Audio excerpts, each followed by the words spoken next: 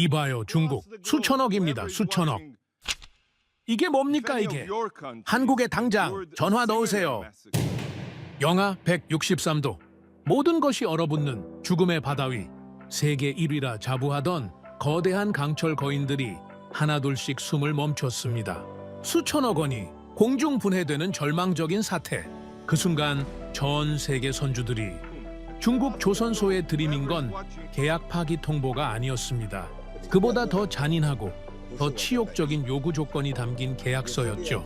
이 조건에 서명하지 않으면 당신들의 배는 그저 바다 위의 관짝일 뿐이다. 중국의 자존심을 짓밟고 전 세계 발주량 18척을 모조리 한국으로 돌려세운 결정적 한 문장. 미국조차 이것만큼은 한국이 아니면 안 된다며 애원하게 만든 금단의 기술. 대체 한국은 무엇을 쥐고 있길래 세계를 호령하던 중국을 하청 공장 취급하며 무릎 꿇린 걸까요? 전 세계가 인정한 유일한 구원투수, 한국. 대체 무슨 일이 벌어진 걸까요? 그 전에 잠깐 1초 만에 누를 수 있는 좋아요 버튼을 꾹 눌러주시면 영상 제작에 아주 큰 힘이 됩니다. 그럼 바로 시작하겠습니다. 둔탁한 소리가 선체를 뒤흔들었습니다. 경고등이 미친 듯이 깜빡였죠. 엔진실에서 비명이 들렸습니다. 저는 뛰었습니다. 계단을 내려가는 동안 머릿속엔 단 하나의 생각뿐이었죠. 예불, 제발 아니길. 하지만 이미 알고 있었습니다. 엔진이 죽었다는 걸요. 북대서양 한가운데서 구조대가 올 수 없는 거리에서. 저는 마르쿠스 슈타인호프입니다. 1968년 독일 함부르크에서 태어났고 기계공학을 전공한 뒤 해양 엔진 시스템 분야에서 22년간 일해왔죠. 대형 컨테이너선부터 LNG선, 벌크선까지 300척이 넘는 배의 기술 검토를 담당했습니다. 엔진 사고가 발생하면 제가 현장으로 불려갔고 보험사와 선주 사이에 분쟁이 생기면 제가 최종 판단을 내렸죠. 조선소와 엔진 제조사, 보험사와 선주 사이에서 마지막 서명을 하는 사람, 그게 바로 저였습니다. 사고가 나면 하루에 얼마가 사라지는지 아십니까? 대형 컨테이너선이 하루 멈추면 수십만 달러가 증발합니다. 이 배의 경우 하루에 약 25만 달러, 한화로 환산하면 3억 원이 넘는 돈이 공중으로 사라지는 거죠. 화물지연, 계약 위반, 위약금, 숫자는 눈덩이처럼 불어납니다. 저는 그걸 너무 잘 알고 있었습니다. 그래서 더 무서웠어요. 북유럽에서 지중해로 향하던 그날 밤 엔진이 멈췄을 때 저는 계산부터 했습니다. 그리고 깨달았죠. 이건 단순한 사고가 아니라 파산의 시작이라는 걸요. 지금 와서 생각하면 모든 건 그날 밤부터 시작됐습니다. 북유럽에서 지중해로 가는 항로 새벽 2시쯤이었죠. 갑자기 출력이 떨어지기 시작했습니다. 경고등이 켜지고 시스템이 하나씩 꺼졌죠. 저는 22년간 이 바다에서 일해왔습니다. 300척이 넘는 배를 검토했어요. 하지만 그 순간만큼은 아무것도 할 수 없었습니다. 엔진실 문을 열었을 때 열기가 확 밀려왔습니다. 기름 냄새가 코를 찔렀고 금속이 타들어가는 듯한 쇳내가 공기 중에 가득했죠. 수석 기술자 한스가 계기판 앞에서 미친 듯이 버튼을 누르고 있었고 젊은 기술자 프리츠는 공구를 든 차에 어쩔 줄 몰라 하고 있었습니다. 한스가 저를 보더니 달려왔습니다. 슈타인호프 씨, 큰일 났습니다. 출력이 완전히 바닥을 쳤어요. 30분 전부터 수치가 흔들리길래 지켜보고 있었는데 갑자기 10분 전에 경고등이 전부 켜지면서 이렇게 됐습니다.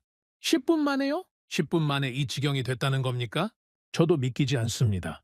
15년 동안 이 바다에서 별별 고장을 다 봤지만 이렇게 급격하게 무너지는 건 처음입니다. 저는 계기판으로 다가가서 수치들을 하나하나 확인했습니다. 출력 게이지는 바닥을 찍고 있었고 온도계는 위험구역을 훌쩍 넘어서 빨간색 영역에서 바늘이 미친 듯이 떨리고 있었죠. 압력 수치도 급격하게 하락하고 있었습니다. 이건 부품 하나가 고장난 수준이 아니었어요. 시스템 전체가 안쪽부터 무너져 내리고 있다는 신호였습니다.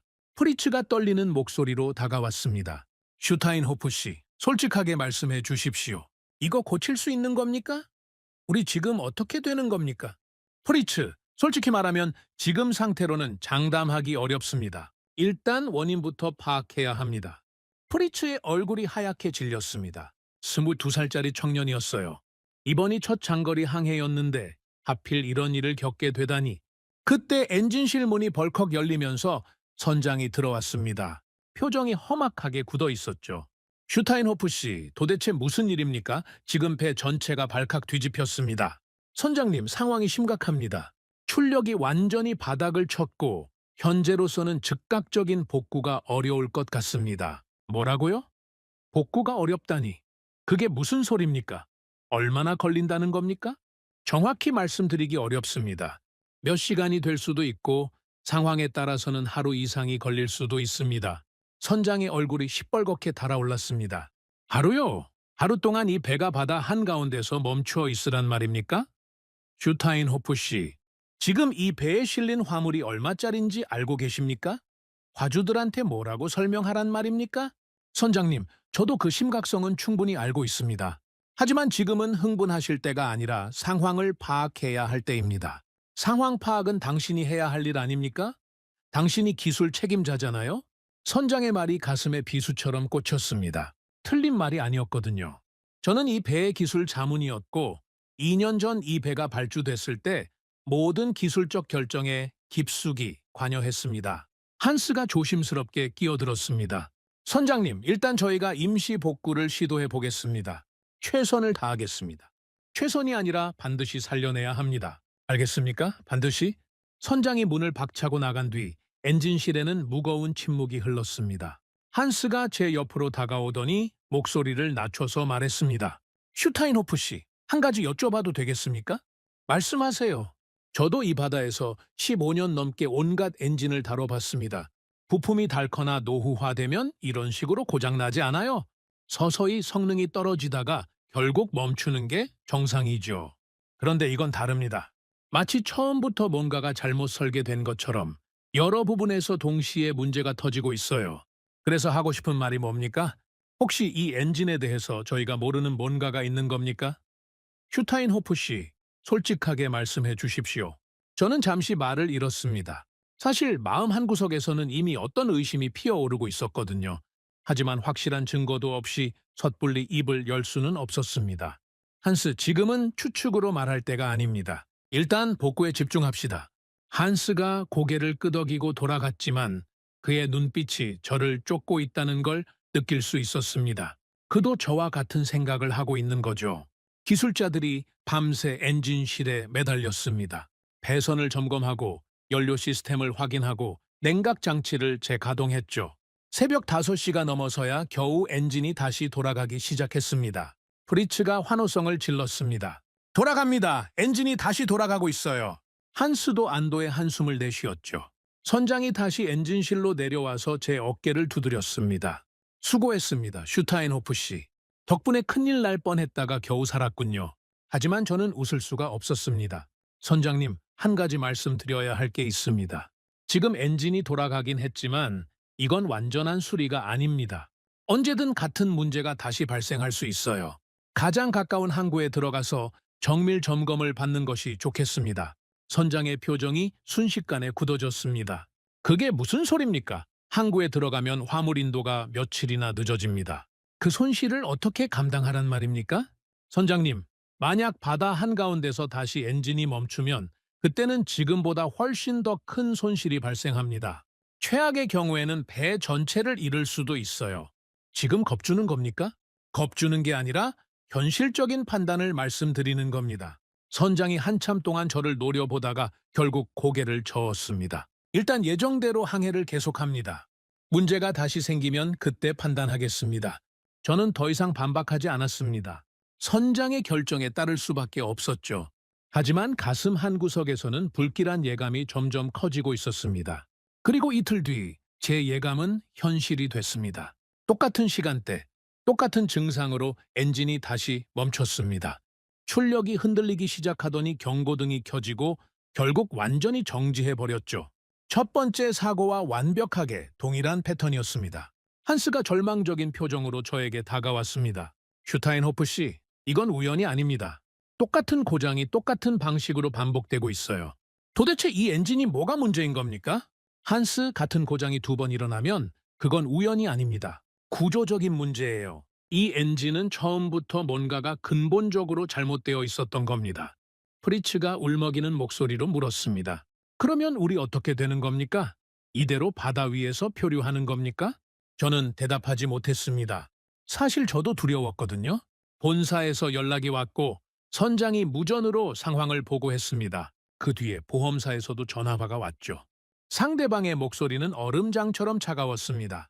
슈타인호프 씨, 한 가지만 여쭙겠습니다. 왜 이런 배를 선택하셨습니까? 중국산 엔진의 문제점에 대해서는 업계에서 이미 여러 차례 이야기가 나왔는데 왜 굳이 그 선택을 하신 겁니까?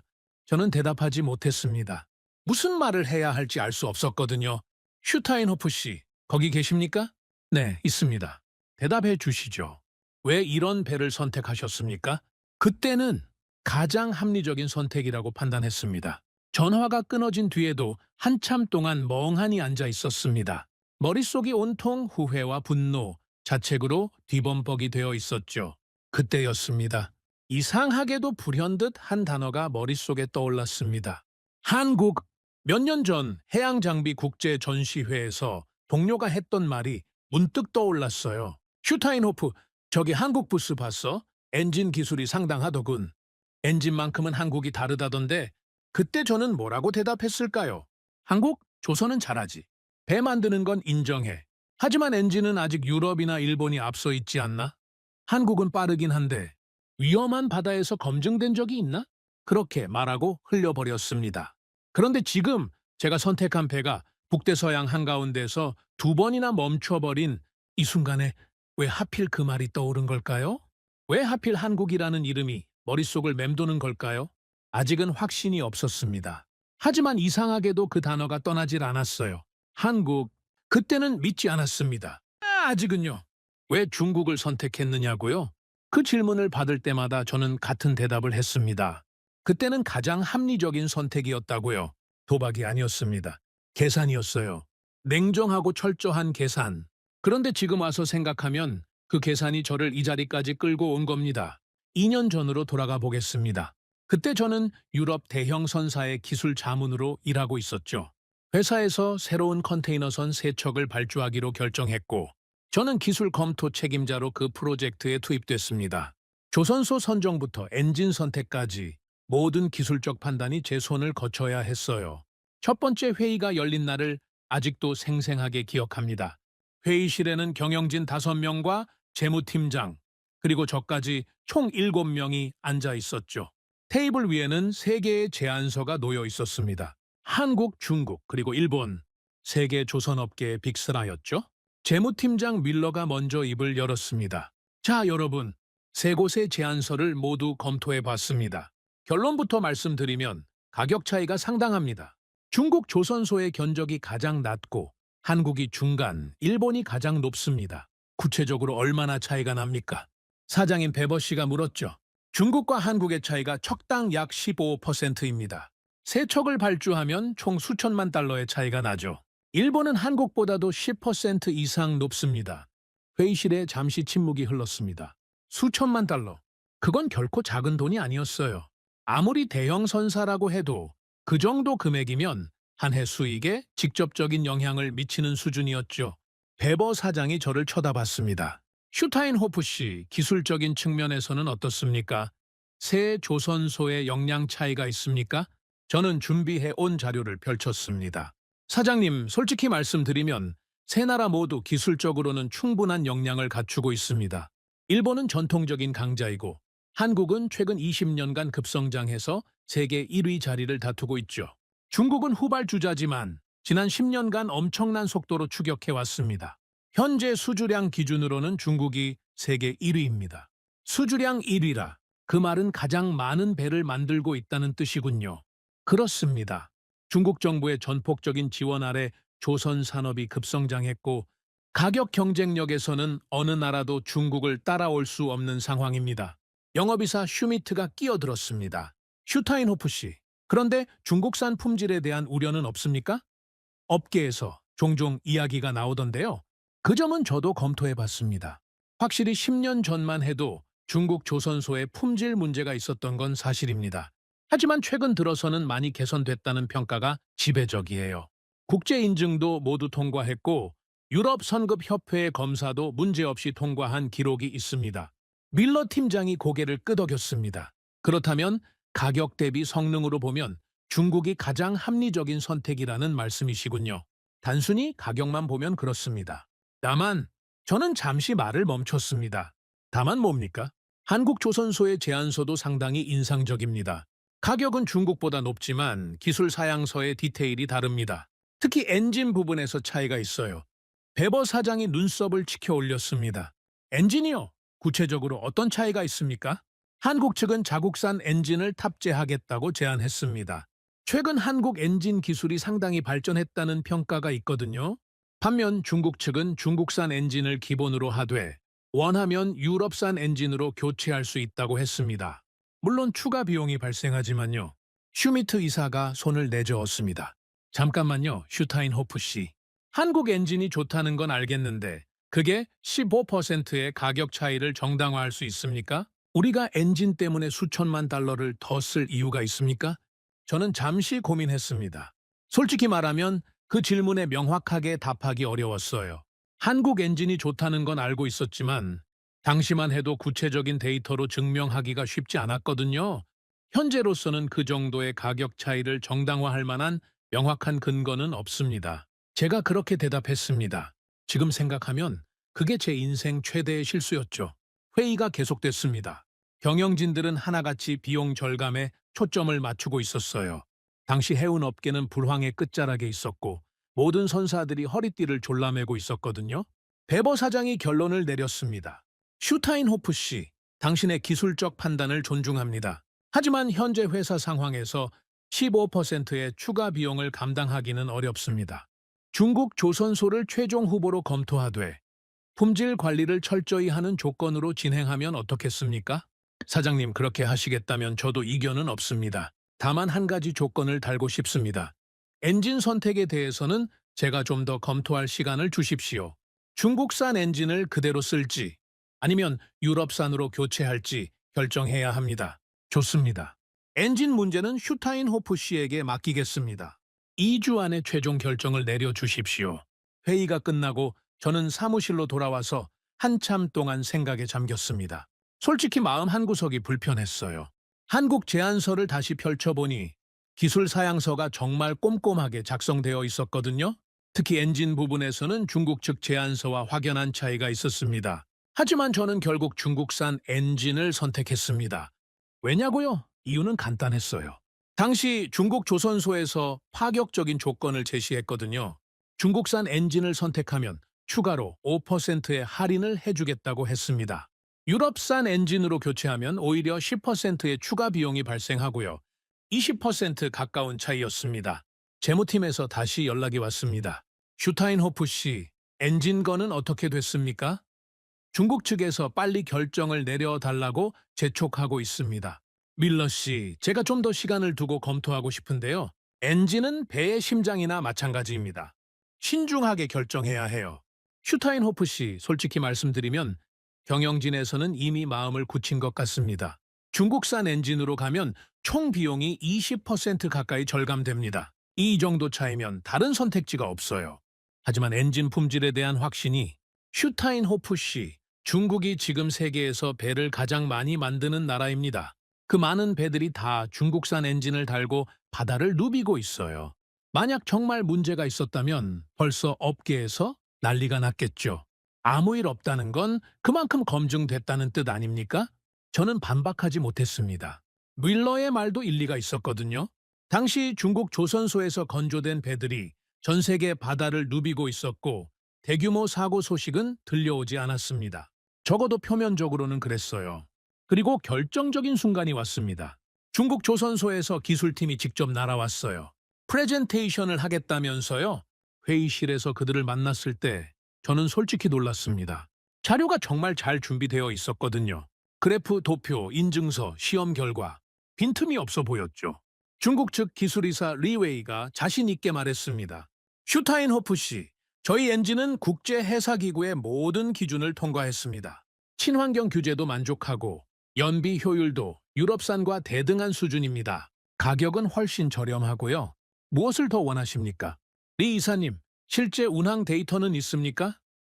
장거리 항해에서의 성능 기록 말입니다. 물론 있습니다. 여기 보시면 지난 3년간 저희 엔진을 탑재한 선박 200여 척의 운항 기록입니다. 중대한 고장은 단 한 건도 없었습니다. 저는 그 자료를 꼼꼼히 살펴봤습니다. 숫자만 보면 완벽해 보였어요. 모든 지표가 정상 범위 안에 있었고 문제가 될 만한 부분은 보이지 않았죠. 리사님, 한 가지만 더 여쭙겠습니다.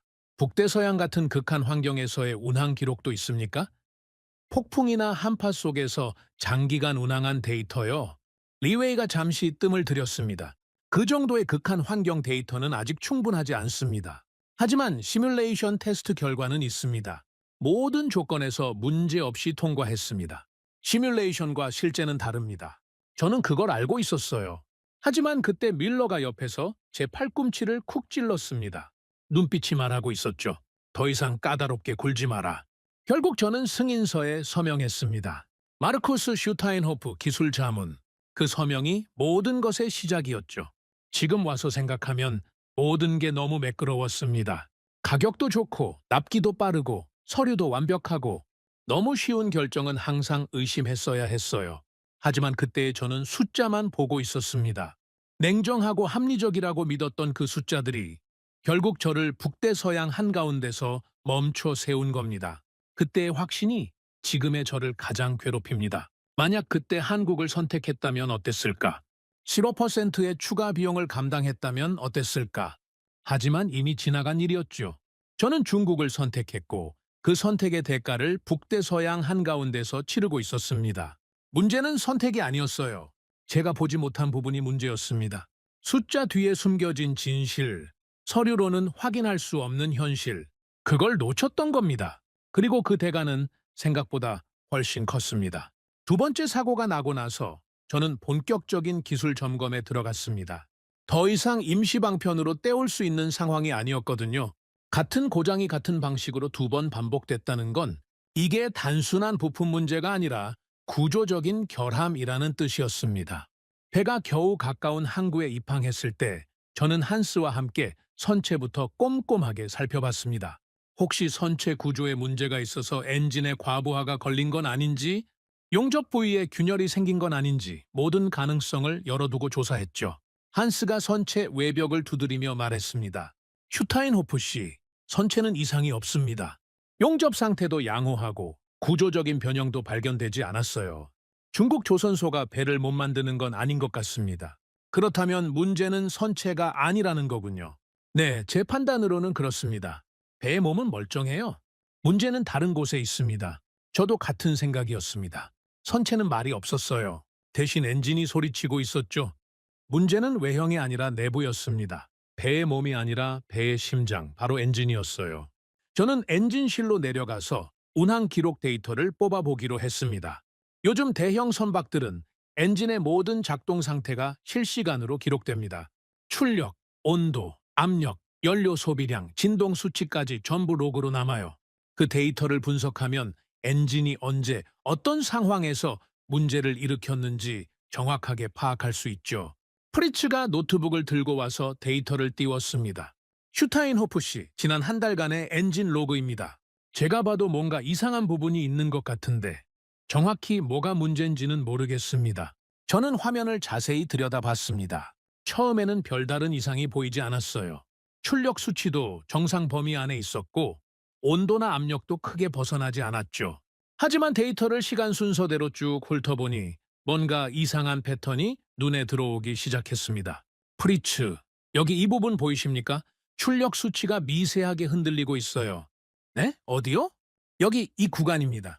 정상적인 엔진이라면 출력이 일정하게 유지되어야 하는데 여기 보면 0.5%에서 1% 정도씩 계속 변동하고 있어요. 육안으로는 거의 티가 안 나지만 이런 미세한 흔들림이 장시간 누적되면 큰 문제가 됩니다. 한스가 다가와서 화면을 함께 봤습니다. 슈타인호프 씨, 이게 그렇게 심각한 겁니까? 1% 정도의 변동이면 오차 범위 아닙니까? 한스, 일반적인 상황에서는 그렇게 볼 수도 있습니다. 하지만 이 변동이 무작위가 아니에요. 패턴이 있습니다. 보세요. 여기서 출력이 떨어졌다가 여기서 다시 올라가고 또 여기서 떨어지죠. 이게 계속 반복되고 있어요. 마치 엔진이 숨을 헐떡이는 것처럼요. 숨을 헐떡인다고요? 비유적으로 하는 말입니다. 정상적인 엔진은 일정한 리듬으로 작동해야 해요. 심장이 규칙적으로 뛰는 것처럼요. 그런데 이 엔진은 리듬이 불안정합니다. 때로는 빠르게, 때로는 느리게. 이런 불규칙한 패턴은 엔진 내부에 뭔가 근본적인 문제가 있다는 신호입니다. 프리츠가 걱정스러운 표정으로 물었습니다. 그러면 이 문제를 어떻게 해결할 수 있습니까? 부품을 교체하면 됩니까? 그게 문제입니다. 이건 단순히 부품 하나를 갈아 끼운다고 해결될 문제가 아니에요. 엔진 전체의 설계나 제조 과정에서 생긴 결함일 가능성이 높습니다. 그렇다면 부품을 아무리 바꿔도 같은 문제가 반복될 수밖에 없어요. 한스가 한숨을 내쉬었습니다. 슈타인호프 씨, 그러면 결국 이 엔진은 버려야 한다는 말씀입니까? 지금 당장 그렇게 단정 짓기는 어렵습니다. 좀 더 조사해 봐야 해요. 하지만 한 가지는 확실합니다. 이 엔진을 그대로 믿고 장거리 항해를 계속하는 건 위험합니다. 그때 항구에서 정비를 담당하는 현지 기술자가 엔진실로 들어왔습니다. 그리스 출신의 베테랑 엔지니어 니코스였죠. 이 항구에서 20년 넘게 온갖 배들의 엔진을 정비해 온 사람이었습니다. 니코스가 엔진을 한 바퀴 둘러보더니 고개를 끄덕였습니다. 이 엔진 중국산이군요? 어디 조선소 거죠? 다리엔 조선소입니다. 다리엔이라? 최근에 그쪽 배들이 좀 많이 들어왔는데 비슷한 문제를 겪는 경우가 종종 있었습니다. 저는 귀가 번쩍 뜨였습니다. 비슷한 문제라고요? 구체적으로 어떤 문제였습니까? 니코스가 턱을 긁적이며 말했습니다. 글쎄요, 정확히 똑같은 증상은 아니었지만 비슷한 맥락이었어요. 출력이 갑자기 불안정해지거나 예상치 못한 순간에 경고등이 켜지거나 처음에는 단순한 센서 오작동인 줄 알았는데 조사해보니 엔진 내부에 문제가 있었죠. 혹시 그 배들도 같은 계열의 엔진을 쓰고 있었습니까? 제가 모든 세부 사항을 기억하지는 못하지만 적어도 두세 척은 비슷한 모델이었던 것 같습니다. 중국에서 최근에 많이 생산하는 신형 엔진이라고 들었어요. 한스가 저를 쳐다봤습니다. 눈빛이 말하고 있었죠. 봤습니까? 우리만 겪는 문제가 아니었어요. 저는 니코스에게 더 자세한 이야기를 들어보기로 했습니다. 니코스 씨, 혹시 그 배들이 어떻게 됐는지 아십니까? 엔진을 수리했습니까? 아니면 교체했습니까?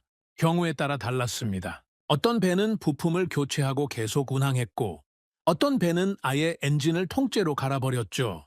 그런데 재미있는 건 부품만 교체한 배들은 나중에 또 비슷한 문제로 다시 들어왔다는 겁니다. 다시 들어왔다고요? 네, 몇 달 후에 똑같은 증상으로요. 결국 그 배들도 나중에는 엔진을 통째로 교체해야 했습니다. 처음부터 그렇게 했으면 시간이랑 돈을 절약했을 텐데 말이죠. 저는 무거운 한숨을 내쉬었습니다. 니코스의 증언은 제 의심을 확신으로 바꿔놓았어요. 이건 우리 배만의 문제가 아니었습니다. 같은 계열의 중국산 엔진을 탑재한 다른 배들도 비슷한 문제를 겪고 있었던 거죠.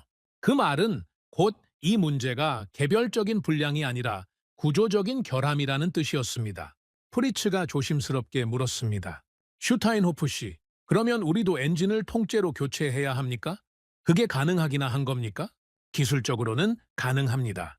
하지만 비용이 만만치 않아요. 대형 선박의 엔진을 통째로 교체하려면 수백만 달러가 듭니다. 게다가 공사 기간 동안 배를 운항할 수 없으니 그 손실까지 합치면 천문학적인 금액이 되죠. 한스가 쓴웃음을 지었습니다. 결국 처음에 돈 아끼려다가 더 큰 돈을 쓰게 되는 거군요. 그렇게 될 가능성이 높습니다. 저는 잠시 생각에 잠겼습니다. 이 상황을 본사에 어떻게 보고해야 할지, 그리고 앞으로 어떤 결정을 내려야 할지 머릿속이 복잡했어요. 그때 니코스가 무심하게 한마디를 던졌습니다. 그나저나 요즘은 한국산 엔진 쓰는 배들이 부쩍 늘었더라고요. 그쪽 배들은 이런 문제로 들어오는 경우가 거의 없어요. 뭐가 다른지는 모르겠지만 확실히 안정적이긴 하더라고요. 그 말을 듣는 순간 제 머릿속에서 또다시 그 단어가 떠올랐습니다. 한국. 니코스 씨, 한국산 엔진이 그렇게 다릅니까? 구체적으로 어떤 점에서요? 글쎄요, 저도 엔지니어가 아니라서 기술적인 건 잘 모릅니다. 하지만 경험적으로 말씀드리면 한국산 엔진 단 배들은 정비하러 들어와도 대부분 정기 점검 수준이에요. 응급수리로 들어오는 경우는 거의 못 봤습니다. 반면 중국산 엔진은 직접 보신 대로죠. 한스가 저에게 물었습니다. 슈타인호프 씨, 혹시 처음에 한국 조선소 제안서도 검토하셨습니까? 했습니다. 그때 한국 측은 어떤 엔진을 제안했습니까? 자국산 엔진이었습니다. 한국에서 직접 개발하고 생산하는 엔진이었죠. 그런데 왜 그걸 선택하지 않으셨습니까? 그 질문에 저는 한동안 대답하지 못했습니다. 왜냐하면 그 이유가 너무나 초라해 보였거든요. 가격. 그게 전부였습니다. 15%의 가격 차이. 그걸 아끼려다가 지금 이 꼴이 난 거죠. 한스, 솔직히 말하면 가격 때문이었습니다. 당시에는 그게 가장 합리적인 선택이라고 생각했어요. 중국산이 더 저렴했고 서류상으로는 품질에 문제가 없어 보였으니까요. 서류상으로는요. 하지만 현실은 달랐군요. 그렇습니다. 저도 이제야 그걸 깨달았습니다. 저는 엔진실을 나와 갑판으로 올라갔습니다. 바다를 바라보며 한참을 생각에 잠겼죠. 배는 몸이고 엔진은 심장입니다. 아무리 몸이 튼튼해도 심장이 약하면 오래 버틸 수 없어요. 저는 배의 몸만 보고 심장을 보지 못했던 겁니다. 그리고 한 가지 더 깨달은 게 있었습니다. 심장에도 국적이 있다는 걸요. 어디서 만들어졌느냐, 어떤 기술로 만들어졌느냐, 그게 결국 심장의 품질을 결정합니다. 저는 그때 처음으로 심장의 국적을 생각했습니다. 며칠 뒤 본사에서 긴급회의가 소집됐습니다. 화상회의로 진행됐는데 화면 저편에는 베버 사장과 경영진들이 앉아 있었죠. 표정들이 하나같이 굳어 있었습니다. 베버 사장이 먼저 입을 열었습니다. 슈타인호프 씨, 현재 상황을 보고해 주십시오. 엔진 문제의 원인이 파악됐습니까? 사장님, 조사 결과를 말씀드리겠습니다. 선체에는 아무런 문제가 없었습니다. 문제는 엔진에 있습니다. 운항 데이터를 분석해 본 결과 엔진 출력에 불안정한 패턴이 발견됐고 이는 엔진 내부의 구조적 결함을 시사합니다. 구조적 결함이라고요? 그게 무슨 뜻입니까? 단순히 부품 하나가 고장난 게 아니라 엔진의 설계나 제조 과정에서 근본적인 문제가 있었다는 뜻입니다. 이 경우 부품을 교체해도 같은 문제가 반복될 가능성이 높습니다. 회의실에 무거운 침묵이 흘렀습니다. 밀러 재무팀장이 물었습니다. 슈타인호프 씨, 그러면 해결책은 뭡니까? 어떻게 해야 합니까? 두 가지 선택지가 있습니다. 첫 번째는 현재 엔진을 그대로 유지하면서 정기적으로 정밀 점검을 하는 겁니다. 하지만 이 경우 언제 또 같은 문제가 발생할지 모르고 그때마다 운항이 중단될 위험이 있습니다. 두 번째는요, 엔진을 통째로 교체하는 겁니다. 비용이 많이 들지만 근본적인 해결책은 이것뿐입니다. 베버 사장의 얼굴이 시뻘겋게 달아올랐습니다. 엔진을 통째로 교체하라고요? 슈타인호프 씨, 그 비용이 얼마나 드는지 알고 하는 말입니까? 우리가 처음에 중국을 선택한 게 비용을 절감하려고 그랬던 건데 이제 와서 엔진을 교체하라니 그게 말이 됩니까? 사장님, 저도 이 상황이 안타깝습니다. 하지만 현실을 직시해야 합니다. 이 엔진을 그대로 쓰면서 장거리 항해를 계속하는 건 도박입니다. 운이 좋으면 괜찮겠지만 운이 나쁘면 배 전체를 잃을 수도 있습니다. 슈미트 이사가 끼어들었습니다. 슈타인호프 씨, 만약 엔진을 교체한다면 어떤 엔진으로 교체해야 합니까? 같은 중국산으로요? 아닙니다. 같은 중국산으로 교체하면 같은 문제가 반복될 수 있습니다. 다른 선택지를 고려해야 합니다. 그러면 어떤 선택지가 있습니까? 저는 잠시 숨을 고른 뒤 대답했습니다. 한국산 엔진을 검토해 볼 것을 권장합니다. 회의실이 술렁거렸습니다. 베버 사장이 눈을 가늘게 떴습니다. 한국이요? 슈타인호프 씨, 2년 전에 당신이 직접 한국을 배제하자고 했던 거 기억 안 납니까? 가격이 너무 비싸다고 그 정도 차이를 정당화할 근거가 없다고 했잖아요. 그 말이 가슴에 비수처럼 꽂혔습니다. 맞는 말이었거든요. 2년 전에 저는 분명히 그렇게 말했습니다. 사장님, 그때 제가 틀렸습니다. 솔직히 인정합니다. 저는 가격만 보고 본질을 보지 못했습니다. 숫자에 속았던 겁니다. 숫자에 속았다고요? 슈타인호프 씨. 당신이 기술 전문가 아닙니까? 기술 전문가가 숫자에 속았다니 그게 말이 됩니까? 사장님, 변명의 여지가 없습니다. 하지만 지금 중요한 건 과거의 잘못을 탓하는 게 아니라 앞으로 어떻게 할 것인가입니다. 저는 한국산 엔진이 현재로서는 가장 안전한 선택이라고 판단합니다. 회의는 결론 없이 끝났습니다. 경영진은 추가 검토가 필요하다며 결정을 미뤘죠. 하지만 저는 알고 있었습니다. 아직 인정하기 싫었지만 한국이라는 단어가 이제 제 머릿속을 떠나지 않을 거라는 걸요. 항구에 머무는 동안 저는 업계 사람들을 만나기 시작했습니다. 같은 항로를 운항하는 다른 선사의 기술자들, 오랫동안 알고 지낸 엔지니어들, 그리고 각국 조선소와 거래해본 경험이 있는 컨설턴트들, 가능한 한 많은 사람들의 이야기를 듣고 싶었어요. 제가 겪은 일이 정말 예외적인 불운이었는지 아니면 더 큰 문제의 일부였는지 확인하고 싶었거든요. 첫 번째로 만난 사람은 노르웨이 선사에서 일하는 기술 책임자 에릭이었습니다. 저와 비슷한 또래의 베테랑이었고 업계에서 꽤 신망이 두터운 사람이었죠. 항구 근처의 작은 카페에서 만났는데 제가 사정을 설명하자 그가 고개를 끄덕이며 말했습니다. 슈타인호프, 자네만 그런 게 아니야. 나도 비슷한 이야기를 여러 번 들었어. 정말인가? 어떤 이야기를 들었는데? 중국산 엔진 문제 말이야. 공식적으로는 아무도 말 안 하지만 업계 안에서는 다들 알고 있어. 특히 장거리 항해를 하는 배들 사이에서 문제가 많이 터지고 있다고 하더군. 구체적으로 어떤 문제가? 에릭이 주변을 둘러보더니 목소리를 낮췄습니다. 자네가 겪은 것과 비슷해. 출력이 갑자기 불안정해지거나 예상치 못한 순간에 경고등이 켜지거나 처음에는 다들 단순한 고장이라고 생각했는데 같은 증상이 반복되니까 뭔가 이상하다는 걸 깨달은 거지. 그런데 왜 공식적으로는 아무도 말하지 않는 거야? 이유는 간단해. 말해봐야 좋을 게 없으니까. 중국 조선소와 거래하는 선사들이 얼마나 많은데 괜히 문제를 제기했다가 관계가 틀어지면 손해보는 건 우리 쪽이야. 그리고 솔직히 말하면 이미 중국산 배를 산 입장에서 그게 문제가 있다고 인정하면 자기 판단이 틀렸다고 인정하는 꼴이 되잖아. 누가 그러고 싶겠어? 저는 쓴 웃음을 지었습니다. 에릭의 말이 뼈를 찔렀거든요. 저도 똑같은 심리였으니까요. 에릭, 그러면 자네 생각에 이 문제의 본질이 뭐라고 보나? 단순히 품질 관리가 허술한 건가? 아니면 더 근본적인 문제가 있는 건가? 에릭이 한참 동안 커피를 마시며 생각하더니 입을 열었습니다. 내 생각에는 근본적인 문제야. 중국 엔진 기술이 아직 성숙하지 않은 거지. 물론 중국이 빠르게 발전하고 있는 건 사실이야. 하지만 엔진이라는 게 하루아침에 완성되는 기술이 아니거든. 수십 년간의 경험과 노하우가 축적되어야 해.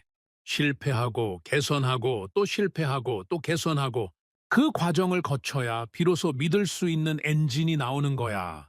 중국은 그 과정을 건너뛴 건가? 건너뛰었다기보다는 너무 빨리 달려온 거지. 생산량은 세계 1위가 됐지만 기술의 깊이는 아직 따라가지 못한 거야. 특히 극한 환경에서의 내구성 문제는 시간이 필요해. 서류상으로는 다 통과해도 실제 바다에서 검증되려면 몇 년, 아니 몇십 년이 걸릴 수도 있어. 저는 에릭의 말을 곱씹었습니다. 그의 분석이 맞다면 제가 겪은 문제는 단순한 불량이 아니라 구조적인 한계였던 거죠. 며칠 뒤 저는 또 다른 업계 관계자를 만났습니다. 독일의 해운 보험사에서 일하는 분석가 클라우스였죠. 클라우스가 의미심장한 표정으로 말했습니다. 슈타인호프 씨, 솔직히 말씀드리면 저희 보험사에서도 중국산 엔진에 대한 내부 검토가 진행 중입니다. 내부 검토라고요? 무슨 검토입니까? 보험료 산정에 관한 겁니다. 최근 몇 년간 중국산 엔진을 탑재한 선박들의 사고율이 조금씩 높아지고 있거든요. 아직 통계적으로 유의미한 수준은 아닙니다만 추세가 신경 쓰이는 건 사실입니다.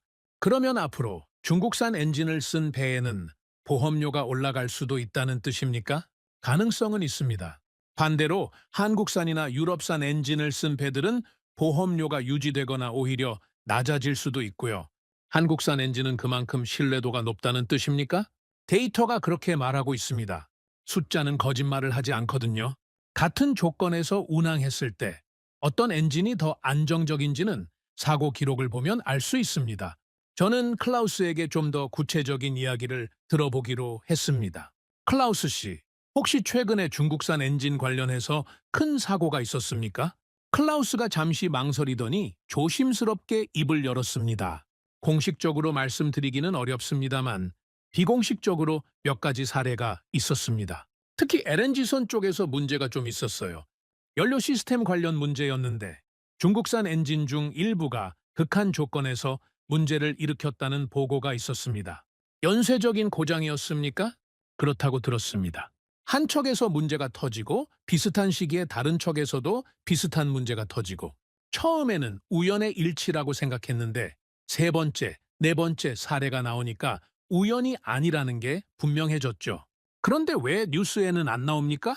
클라우스가 쓴웃음을 지었습니다. 슈타인호프 씨, 이 업계가 어떻게 돌아가는지 아시잖아요?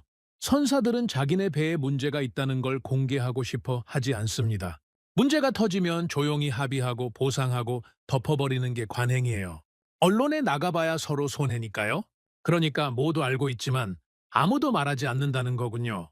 정확합니다. 공식적으로는 아무 문제 없다고 하지만 비공식적으로는 다들 알고 있어요. 중국산 엔진은 아직 위험하다는 걸요. 저는 무거운 마음으로 클라우스와 헤어졌습니다. 그가 들려준 이야기들이 머릿속에서 떠나지 않았어요. LNG선의 연쇄 고장, 보험사의 내부 검토, 업계의 암묵적인 합의, 모든 것이 하나의 결론을 가리키고 있었습니다. 중국산 엔진은 아직 바다를 모른다는 것, 테스트를 통과하는 것과 바다에서 살아남는 것은 전혀 다른 문제입니다. 서류상으로 모든 기준을 충족해도 실제로 폭풍우 속에서, 극한의 추위 속에서, 수천 킬로미터의 장거리, 항해 속에서 버텨내는 것은 완전히 다른 차원의 이야기거든요. 기술은 문서로 완성되지 않습니다. 수많은 실패와 개선의 과정을 거쳐야 비로소 신뢰할 수 있는 기술이 되는 거죠. 이 문제는 개선의 영역이 아니었습니다. 교체의 영역이었어요. 부품을 바꾸고 정비를 하고 조금씩 나아지기를 기대하는 건 현실적이지 않았습니다. 기다리면 나아질 기술이 아니었어요. 적어도 지금 당장은요. 그날 밤 저는 호텔방에서 노트북을 열고 한국 엔진 제조사들에 대한 자료를 찾아보기 시작했습니다. 자료를 읽다 보니 한국 엔진 기술이 갑자기 생긴 게 아니라는 걸 알게 됐습니다. 한때 그들은 배를 만들면서도 심장은 남의 것을 써야 했던 나라였어요. 팔수록 로열티를 내야 했고 많이 만들수록 남이 돈을 버는 구조였죠. 그래서였을까요? 한국 엔지니어들의 설명에는 유난히 신뢰라는 단어가 반복됐습니다. 대형 엔진은 좋다는 말로 쓰이지 않는다는 것, 한번 멈추면 모든 것을 잃는다는 걸 그들은 너무 잘 알고 있었어요. 그래서 그들은 가장 위험한 곳부터가 아니라 가장 덜 위험한 곳부터 증명해 왔습니다. 그 집착은 기술의 문제가 아니라 살아남기 위한 방식처럼 보였죠.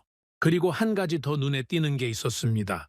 한국 엔진 제조사들의 기술 설명 방식이 중국과 확연히 달랐어요. 중국 측 자료는 항상 장점만 강조하고 모든 지표가 완벽하다고 주장했죠.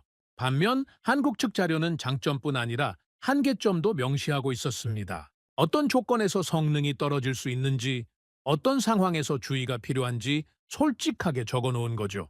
처음에는 이상하게 느껴졌습니다. 왜 굳이 자기 제품의 단점을 밝히는 걸까? 하지만 조금 더 생각해보니 이해가 됐어요. 그게 바로 자신감의 표현이었던 겁니다.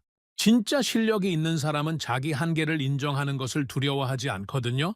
오히려 한계를 알고 있기 때문에 그 안에서 최선을 다할 수 있는 거죠. 저는 노트북을 덮고 창밖을 바라봤습니다. 항구의 불빛이 어둠 속에서 반짝이고 있었어요. 저 바다 어딘가에서 지금도 수많은 배들이 항해하고 있겠죠. 그중에는 저처럼 불안한 엔진을 안고 달리는 배들도 있을 겁니다.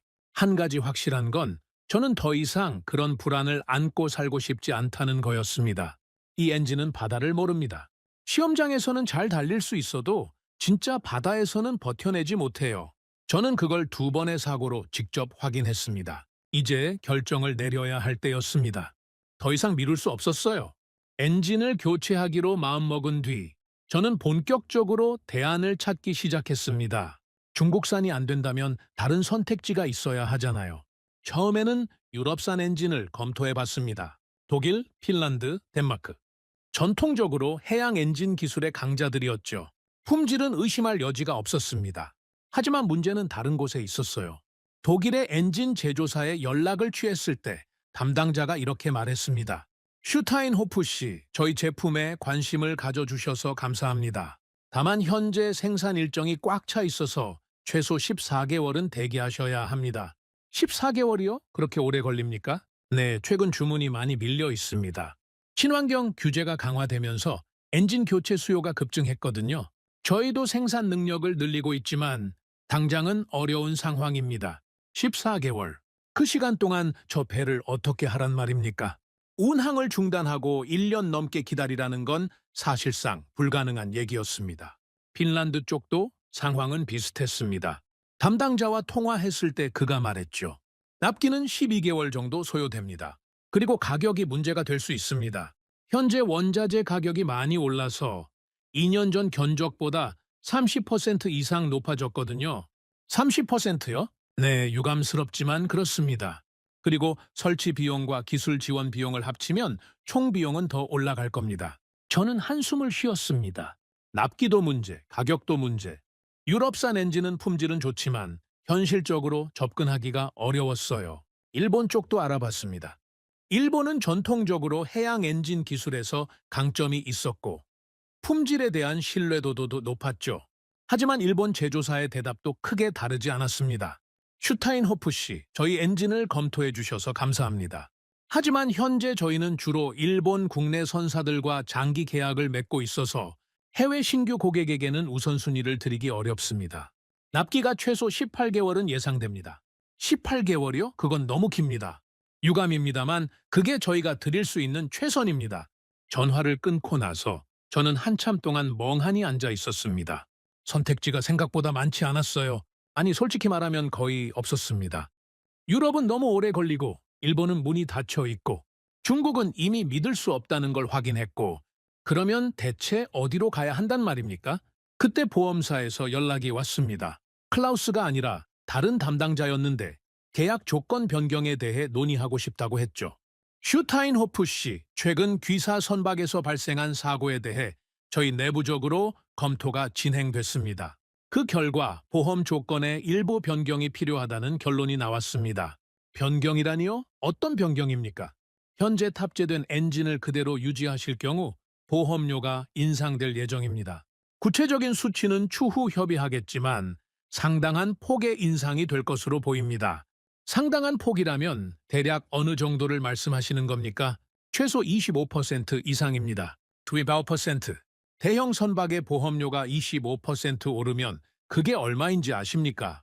연간 수십만 달러가 추가로 나가는 겁니다. 그걸 감당하면서 운항을 계속할 수 있을 리가 없었죠. 그러면 방법이 없습니까? 보험료를 유지할 수 있는 조건이 있습니까? 담당자가 잠시 뜸을 들이더니 말했습니다. 한 가지 방법이 있긴 합니다. 엔진을 교체하시면 됩니다. 저희가 인정하는 등급의 엔진으로 교체하시면 보험료를 현행 수준으로 유지하거나 오히려 낮출 수도 있습니다. 저희가 인정하는 등급이라면 구체적으로 어떤 엔진을 말씀하시는 겁니까? 유럽산이나 일본산이 기본이고요. 최근에는 한국산 엔진도 동등한 등급으로 인정하고 있습니다. 특히 한국의 경우 최근 몇 년간 사고율이 매우 낮아서 저희 내부 평가에서 높은 점수를 받고 있습니다. 한국, 또 그 이름이었습니다. 한국산 엔진이 그 정도로 신뢰를 받고 있습니까? 데이터가 그렇게 말하고 있습니다. 슈타인호프 씨. 저희는 감정이 아니라 숫자로 판단하거든요. 그리고 숫자는 분명합니다. 전화를 끊고 나서 저는 보험사에서 보내온 문서들을 다시 꼼꼼히 살펴봤습니다. 그런데 읽다 보니 이상한 점을 발견했어요. 문서 곳곳에 특정 국가의 이름이 반복적으로 등장하고 있었거든요. 한국, 권장 엔진 목록에도 사고율 비교 자료에도 기술, 신뢰도 평가에서도 한국이라는 이름이 계속 눈에 들어왔습니다. 왜 이 이름만 계속 보이는 걸까? 저는 스스로에게 물었습니다. 며칠 뒤 옛 동료에게서 연락이 왔습니다. 덴마크 선사에서 기술이사로 일하는 라스무센이었죠. 그와는 10년 넘게 알고 지낸 사이였는데 우연히 제가 겪은 일을 듣고 연락을 해온 거였습니다. 슈타인호프, 자네 소식 들었네. 엔진 때문에 고생이 많다면서. 라스무센 반갑네. 그래, 솔직히 말하면 지금 머리가 아프네. 대안을 찾고 있는데 쉽지가 않아. 내가 왜 전화했는지 알겠나? 사실 우리도 비슷한 일을 겪었거든. 뭐라고? 자네네도? 그래. 3년 전에 우리 회사에서 발주한 바해 중에 중국 조선소에서 건조한 게 두 척 있었어. 처음에는 괜찮았는데 1년쯤 지나니까 문제가 터지기 시작하더군. 자네가 겪은 것과 비슷한 증상이었어. 출력 불안정, 갑작스러운 경고 등 반복되는 고장. 그래서 어떻게 했나? 처음에는 우리도 부품 교체로 버텨보려고 했지. 하지만 결국 안 되더군. 같은 문제가 계속 반복됐거든. 그래서 결국 결단을 내렸어. 결단이라면 엔진을 통째로 교체했네. 두 척 다. 저는 잠시 말을 잃었습니다. 엔진을 통째로? 그 비용이 만만치 않았을 텐데. 물론이지. 경영진에서 처음에는 펄쩍 뛰었어. 하지만 계산을 해보니까 계속 고장나면서 운항 중단되는 손실이 엔진 교체 비용보다 더 크더군. 결국 장기적으로 보면 교체하는 게 이득이라는 결론이 나왔어. 그래서 어떤 엔진으로 교체했나? 유럽산? 라스무센이 잠시 뜸을 들이더니 대답했습니다. 아니, 한국산으로 바꿨어. 한국산? 그래.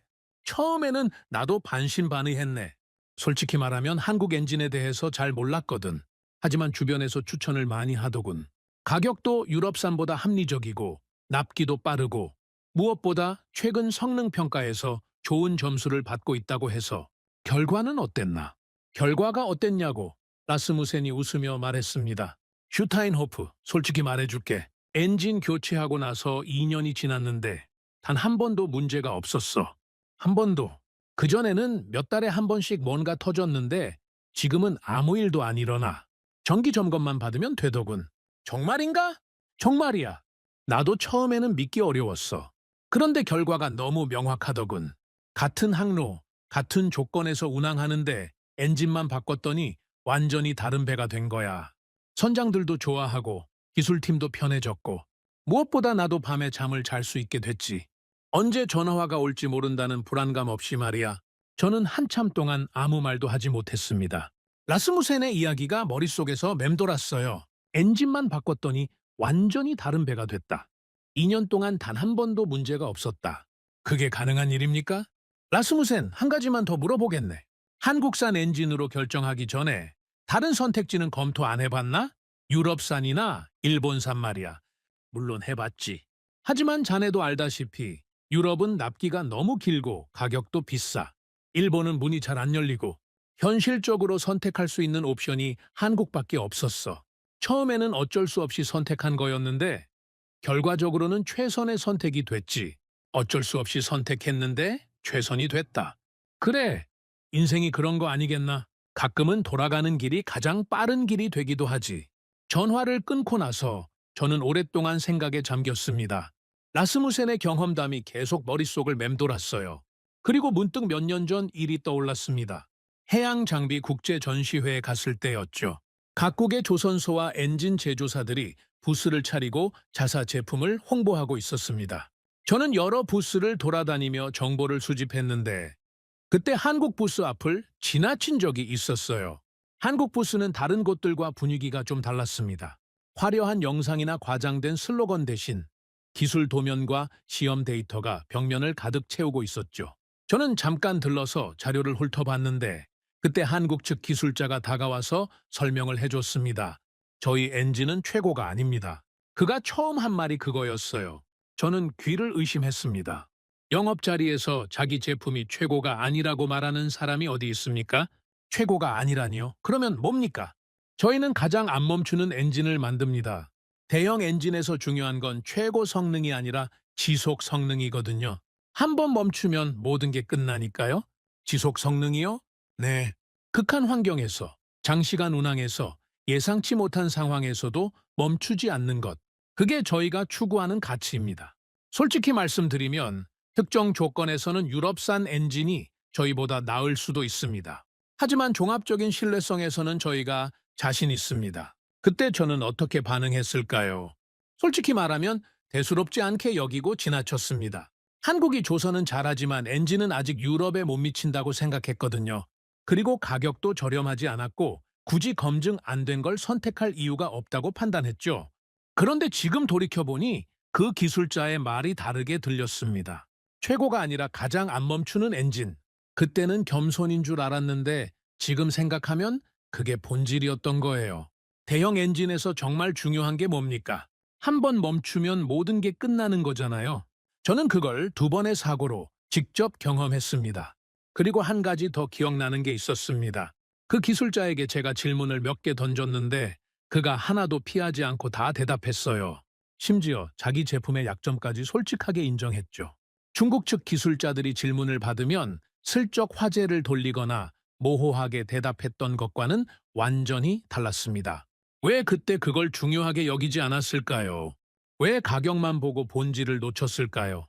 한국은 갑자기 나타난 해답이 아니었습니다. 늘 거기 있었어요. 전시회에서도 제안서에서도 업계 평가에서도.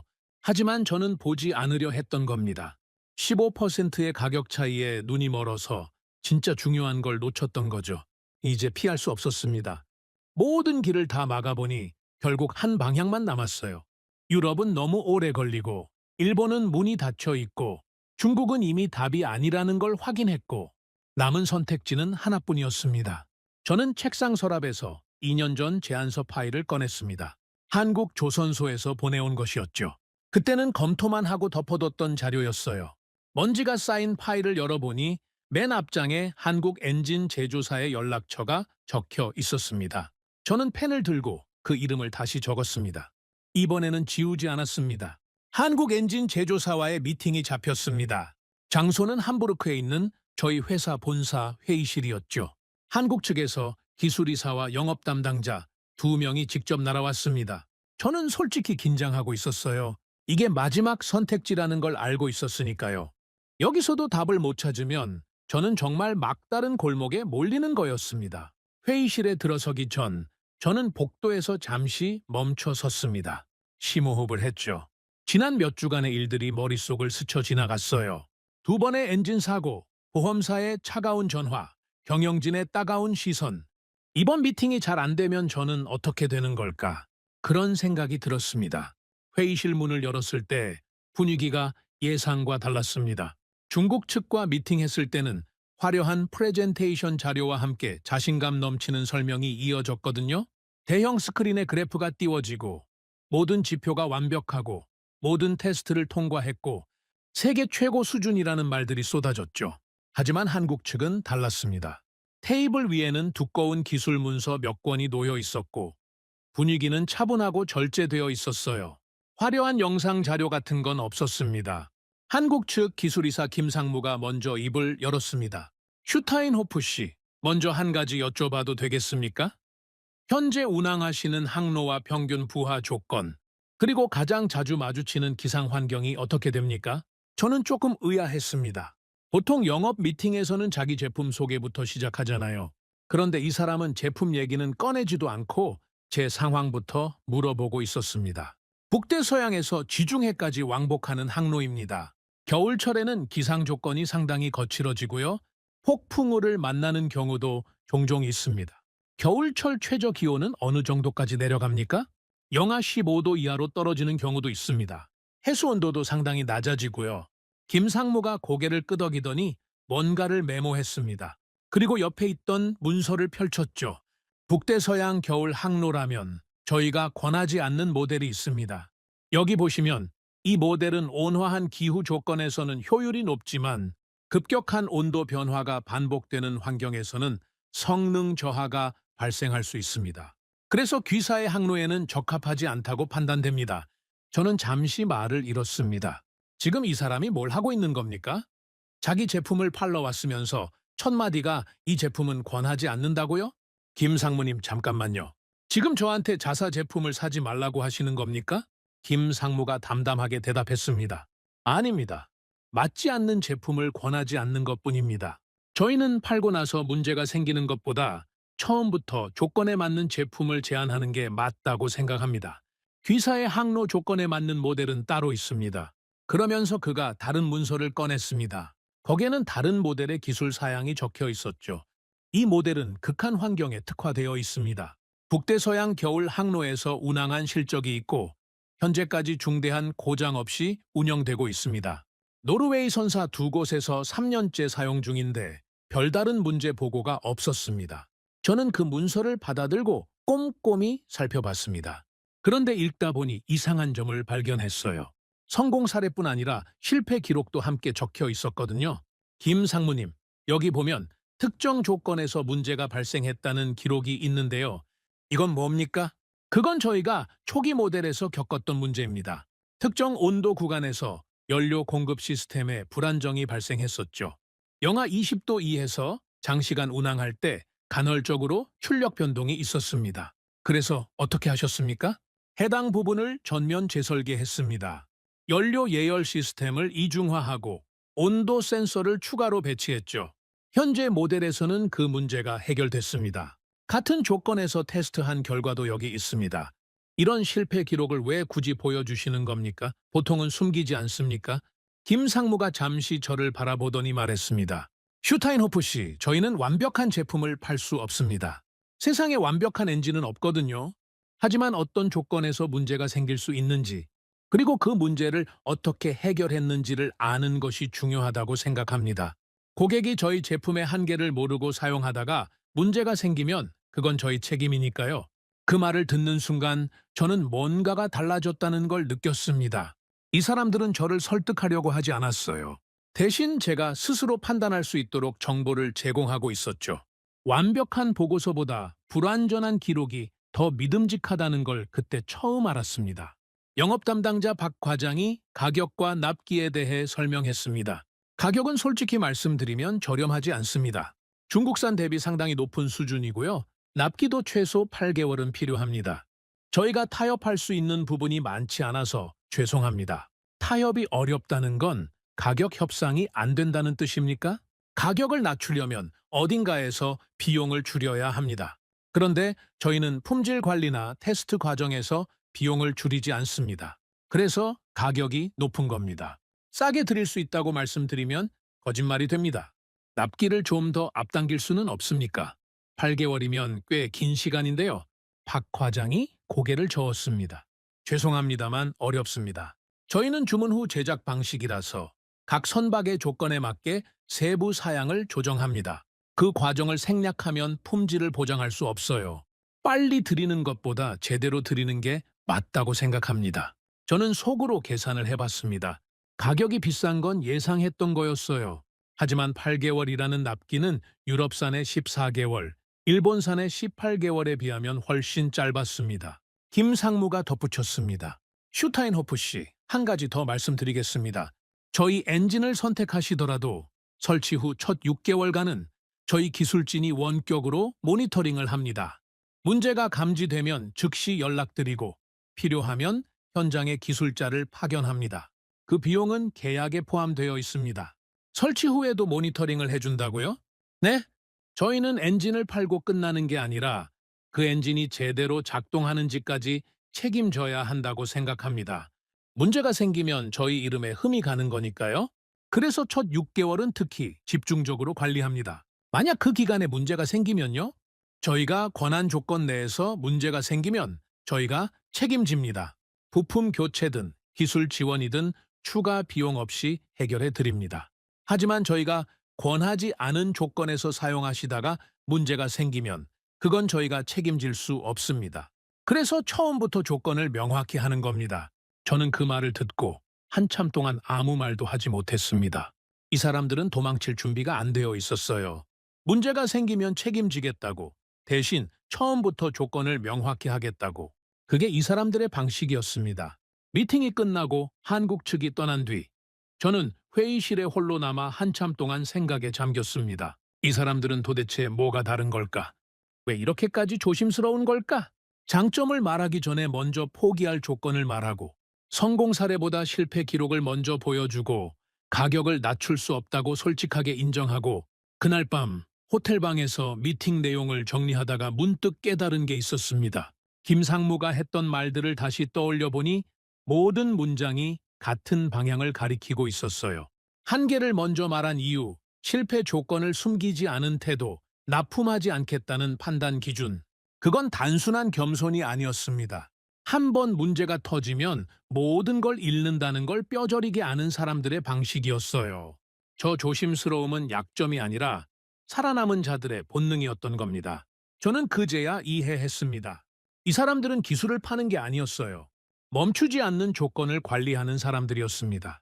그래서 처음부터 조건을 따지고 맞지 않으면 팔지 않겠다고 하는 거였죠. 다음 날 회사 내부에서 반대 의견이 나왔습니다. 재무팀장 밀러가 전화를 걸어왔죠. 슈타인호프 씨, 한국산 엔진건으로 보고서를 봤습니다. 가격이 너무 높지 않습니까? 중국산 대비 거의 2배 가까이 드는데 이걸 어떻게 정당화할 수 있습니까? 밀러 씨, 저도 가격이 부담스러운 건 압니다. 하지만 계산을 다시 해보셔야 합니다. 다시 계산하라니요? 숫자는 명확하잖아요. 밀러 씨, 엔진이 한번 멈추면 얼마가 날아가는지 아십니까? 하루에 25만 달러입니다. 거기에 위약금, 신뢰, 손실, 보험료 인상까지 합치면 한 번의 사고로 수백만 달러가 사라져요. 저희는 이미 2번을 겪었습니다. 세 번째가 없을 거라고 장담할 수 있습니까? 밀러가 잠시 침묵했습니다. 하지만 한국산이라고 해서 문제가 없을 거라는 보장이 있습니까? 보장은 없습니다. 하지만 확률은 있습니다. 보험사 데이터를 보셨습니까? 그리고 제 동료 라스무센의 경험담도 있습니다. 엔진 교체 후 2년간 단 한 번의 문제도 없었다고 합니다. 저는 그 확률에 걸겠습니다. 슈타인호프 씨, 이번에도 실패하면 어떻게 할 겁니까? 그 질문에 저는 잠시 말을 멈췄습니다. 그리고 대답했죠. 그러면 책임은 제가 지겠습니다.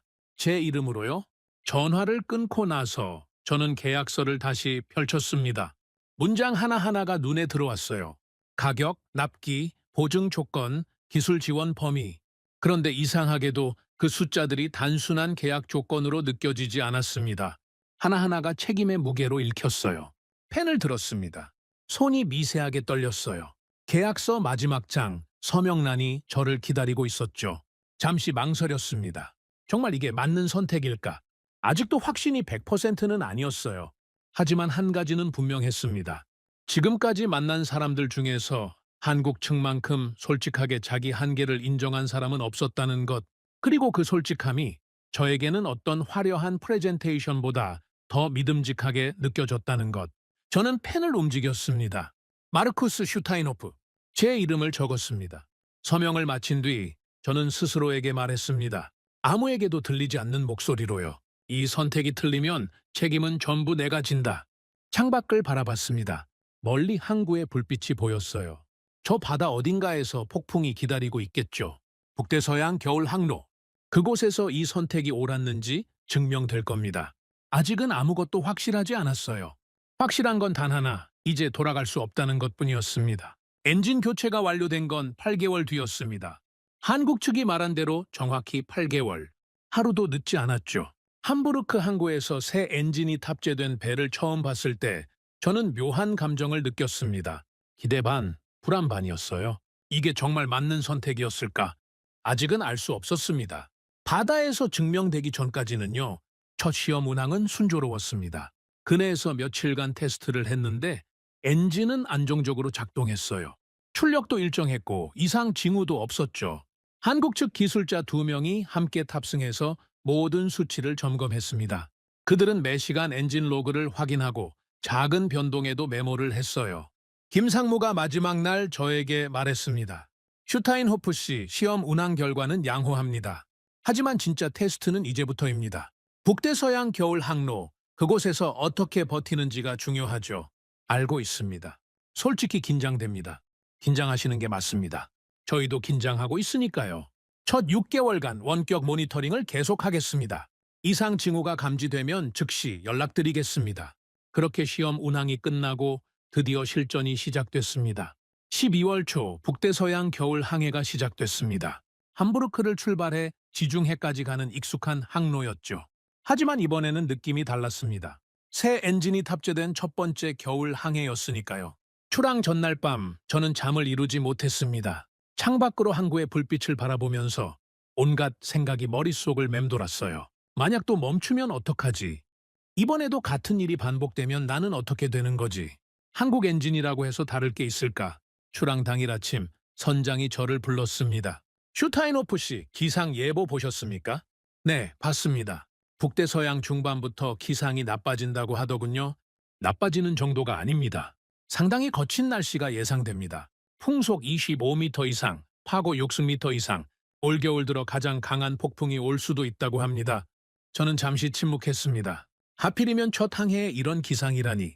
선장님, 어떻게 하시겠습니까? 출항을 연기하시겠습니까? 선장이 고개를 저었습니다.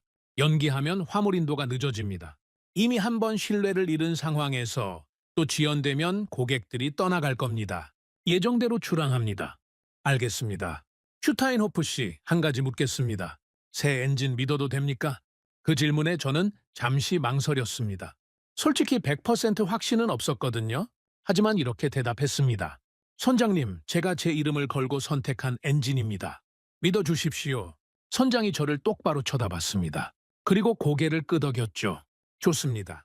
출항합니다. 배가 항구를 떠났습니다. 처음 이틀은 순조로웠어요. 날씨도 괜찮았고 바다도 잔잔했죠. 엔진은 안정적으로 돌아갔습니다. 저는 매시간 엔진실을 확인했어요. 한스와 프리츠도 함께 수치를 점검했죠. 한스가 말했습니다. 슈타인호프 씨, 지금까지는 좋습니다. 출력도 일정하고 온도도 정상 범위 안에 있어요. 예전 엔진과는 확실히 다릅니다. 아직 안심하기 이릅니다, 한스. 진짜 테스트는 폭풍을 만났을 때입니다. 알고 있습니다. 그래도 출발이 좋으니까 기분은 나쁘지 않네요. 사흘째 되는 날, 기상이 변하기 시작했습니다. 하늘이 어두워지고 바람이 거세졌어요. 파도가 점점 높아졌죠. 저녁 무렵에는 본격적인 폭풍이 시작됐습니다. 선장이 방송을 했습니다. 전 승무원에게 알립니다. 현재 폭풍 구역에 진입했습니다. 풍속 28m, 파고 7m, 앞으로 12시간 이상 거친 날씨가 예상됩니다. 모든 인원은 안전에 주의하시기 바랍니다. 저는 엔진실로 내려갔습니다. 배가 심하게 흔들리고 있었어요. 계단을 내려가는 것도 쉽지 않았죠. 엔진실 문을 열었을 때 한스가 계기판 앞에 서 있었습니다. 상황이 어떻습니까, 한스? 지금까지는 괜찮습니다. 출력 안정적이고 이상 징후 없습니다. 하지만 이제부터가 진짜죠. 그때 무전기가 울렸습니다. 선교에서 연락이 온 거였어요. 엔진실, 응답하라. 현재 같은 항로에 있는 다른 선박들에게서 통신이 오고 있다. 일부 선박에서 엔진 문제가 발생한 것 같다. 저는 무전기를 잡았습니다. 여기 엔진실. 구체적으로 어떤 상황입니까? 에이다오라는 컨테이너선에서 출력 저하가 발생했다고 한다. 그리고 노르딕스타라는 배에서도 경고등이 켜졌다는 보고가 있다. 둘 다 중국산 엔진을 쓰는 배들이다. 저는 한스와 눈을 마주쳤습니다. 한스의 얼굴에도 긴장이 역력했죠. 우리 상태는 어떻습니까? 한스가 계기판을 다시 확인했습니다. 출력 정상, 온도 정상, 압력 정상, 모든 수치가 안정적입니다. 계속 모니터링 하십시오. 조금이라도 이상한 점이 있으면 즉시 보고하십시오. 알겠습니다. 밤이 깊어지면서 폭풍은 더 거세졌습니다. 배가 산처럼 솟아오르는 파도를 타고 오르내렸어요.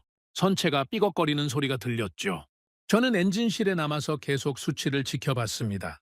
자정쯤 되었을 때 또 무전이 왔습니다. 엔진실 긴급 상황. 에이다호가 완전히 멈췄다. 구조 요청을 보내고 있다. 뭐라고요? 완전히 멈췄다고요? 그렇다. 엔진이 완전히 정지했다고 한다. 현재 표류 중이다. 저는 심장이 철렁 내려앉는 느낌을 받았습니다. 아이다호. 그 배는 저희와 비슷한 크기의 컨테이너선이었어요. 그리고 저희가 원래 쓰던 것과 같은 중국산 엔진을 탑재하고 있었죠. 한스가 물었습니다. 슈타인호프 씨, 저 배, 저희가 예전에 쓰던 엔진과 같은 모델 아닙니까? 그렇습니다. 그러면 저희도 한스, 우리 엔진은 다릅니다. 계기판을 보십시오. 지금 어떻습니까? 한스가 다시 수치를 확인했습니다. 출력 98%, 온도 정상 범위, 압력 안정, 이상 없습니다. 계속 그 상태를 유지합시다. 새벽 3시, 폭풍이 절정에 달했습니다. 풍속 32m, 파고 9m. 제가 22년간 바다에서 일하면서 겪어본 것 중 가장 거센 폭풍 중 하나였어요. 배 전체가 미친 듯이 흔들렸고 서 있는 것조차 힘들었죠. 그때 또 무전이 왔습니다. 엔진실, 추가 보고. 노르딕스타도 출력이 50% 이하로 떨어졌다. 현재 속도를 유지하지 못하고 있다. 그리고 방금 프레이아회에서도 경고등이 켜졌다는 연락이 왔다. 프리츠가 불안한 표정으로 말했습니다. 슈타인호프 씨, 주변 배들이 하나둘씩 문제가 생기고 있어요. 우리는 괜찮은 겁니까? 저는 계기판을 다시 확인했습니다. 출력 97%, 약간 떨어졌지만 여전히 안정적인 범위 안에 있었어요. 온도와 압력도 정상이었죠. 프리츠, 우리 엔진은 버티고 있습니다. 걱정하지 마십시오. 하지만 다른 배들은 다른 엔진을 쓰고 있습니다. 우리와는 다릅니다. 한스가 조용히 말했습니다. 슈타인호프 씨, 이게 바로 그 차이입니까? 같은 바다, 같은 폭풍인데 결과가 다른 거요? 아직 모릅니다. 폭풍이 끝나봐야 알 수 있어요. 동이 트기 시작했을 때 폭풍이 조금씩 약해지기 시작했습니다. 풍속이 줄어들고 파고도 낮아졌죠. 하지만 무전으로 들려오는 소식은 처참했습니다. 현재까지 집계된 바로는 이번 폭풍으로 최소 5척의 선박에서 엔진 문제가 발생했다. 그중 2척은 완전히 정지해서 구조를 기다리고 있고 3척은 출력 저하로 속도를 유지하지 못하고 있다. 선장이 엔진실로 내려왔습니다. 슈타인호프 씨, 우리 상태는 어떻습니까? 선장님, 보고 드리겠습니다. 폭풍 구간 전체를 통과하는 동안 출력은 95% 이상을 유지했습니다. 경고등은 단 한 번도 켜지지 않았고 이상 징후도 없었습니다. 현재 모든 수치가 정상입니다. 선장이 잠시 말을 잃었습니다. 그리고 천천히 물었죠. 정말입니까? 이 폭풍을 뚫고 아무 문제도 없었다고요? 네, 선장님. 사실입니다. 선장이 한참 동안 계기판을 바라봤습니다. 그리고 나서 저를 돌아봤죠. 슈타인호프 씨, 당신이 옳았습니다. 새 엔진, 당신 말대로 믿을 만하군요. 저는 아무 말도 하지 못했습니다. 안도감이 밀려왔지만 동시에 뭔가 묵직한 감정도 함께 올라왔거든요. 저 바다 어딘가에서 멈춰버린 배들, 그 배들의 기술 책임자들도 저처럼 밤새 엔진실을 지키고 있었겠죠. 하지만 그들의 엔진은 버티지 못했습니다. 항해가 끝나고 지중해 항구에 도착했을 때 저는 한국 측에 연락을 넣었습니다. 김 상무가 전화를 받았죠. 슈타인호프 씨, 모니터링 데이터 잘 봤습니다. 폭풍 구간에서도 안정적으로 작동했더군요. 다행입니다. 김 상무님 감사합니다. 솔직히 말씀드리면 폭풍이 가장 거셀 때 무서웠습니다. 주변 배들이 하나둘 멈추기 시작하니까요. 그 소식 저희도 들었습니다. 안타까운 일이죠. 그런데 우리 엔진은 멈추지 않았습니다. 같은 바다, 같은 폭풍이었는데 결과가 달랐어요. 그게 대체 왜 그런 겁니까? 김상무가 잠시 침묵하더니 대답했습니다. 슈타인호프 씨, 저희 엔진이 특별히 뛰어나서가 아닙니다.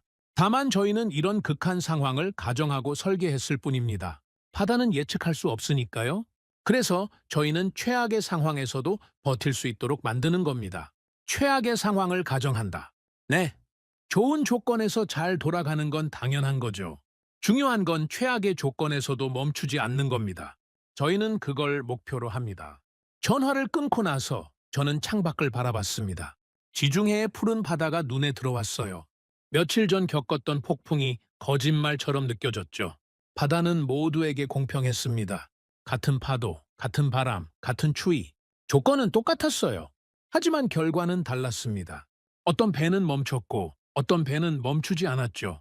그 차이를 만든 건 배가 아니었습니다. 엔진이었어요. 심장이었습니다. 저는 그날 깨달았습니다. 이건 우연이 아니라는 걸요.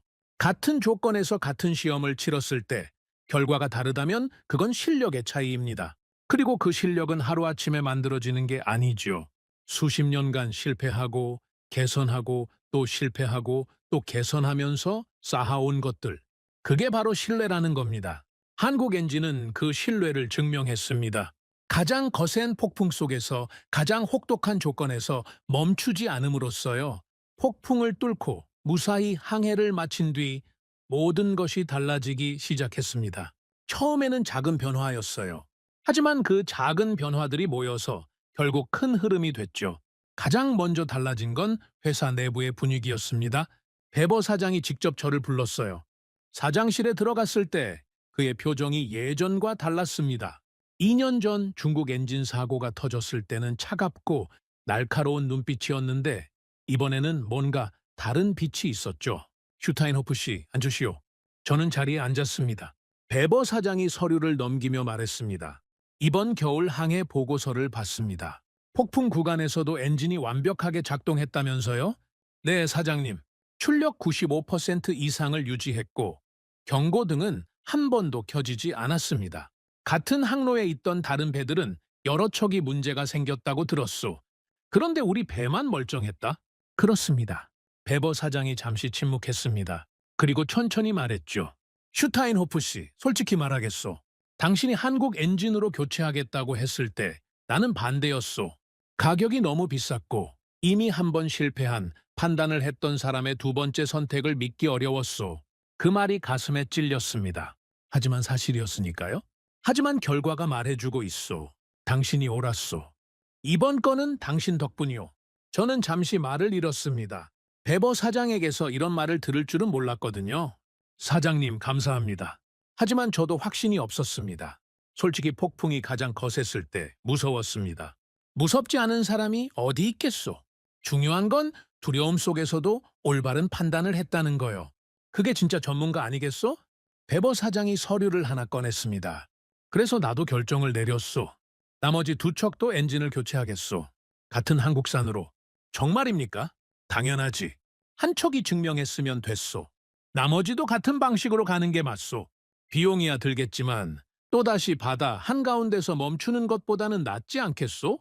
저는 고개를 숙였습니다. 안도감과 함께 뭔가 묵직한 감정이 밀려왔어요. 2년 전의 실패가 이제야 조금씩 회복되고 있다는 느낌이었죠. 보험사에서도 연락이 왔습니다. 이번에는 분위기가 완전히 달랐어요. 슈타인호프 씨, 좋은 소식을 전해드리려고 연락드렸습니다. 무슨 소식입니까? 귀사 선박의 보험료 재산정 결과가 나왔습니다. 엔진 교체 이후 운항 기록을 검토한 결과 보험료를 현행 수준에서 15% 인하하기로 결정했습니다. 15% 인하요? 인상이 아니라 인하입니까? 네, 인하입니다.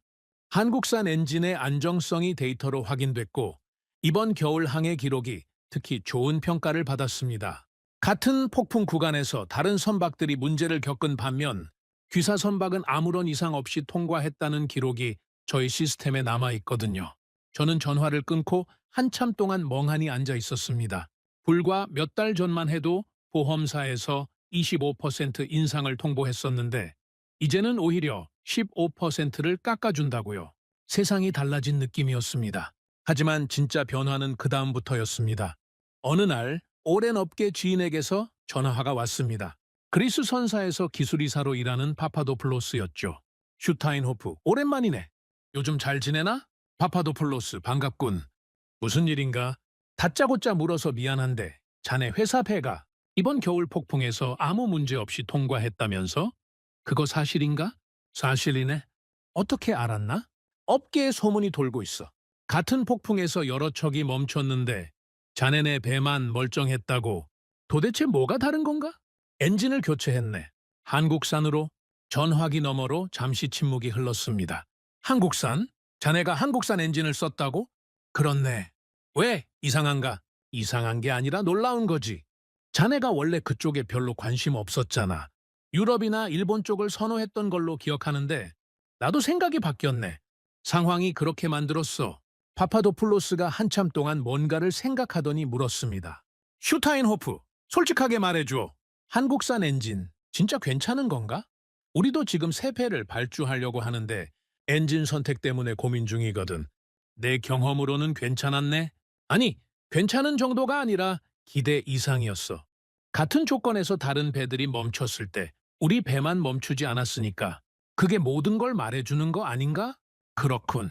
고마워, 슈타인호프. 참고하겠네. 전화를 끊은 뒤 비슷한 연락이 계속 이어졌습니다. 덴마크 선사, 네덜란드 선사, 영국 선사 다들 비슷한 질문을 했어요. 어떤 엔진을 썼느냐고, 한국산이 정말 괜찮으냐고, 이번 폭풍에서 어떻게 버틸 수 있었느냐고. 저는 같은 대답을 반복했습니다. 한국산으로 바꿨다고. 결과는 직접 확인했다고. 같은 바다, 같은 폭풍에서 우리 배만 멈추지 않았다고. 그러던 어느 날 더 흥미로운 소식을 들었습니다. 업계 모임에서 만난 동료가 귀띔해준 거였어요. 슈타인호프, 요즘 재밌는 트렌드가 생기고 있는 거 알아? 무슨 트렌드?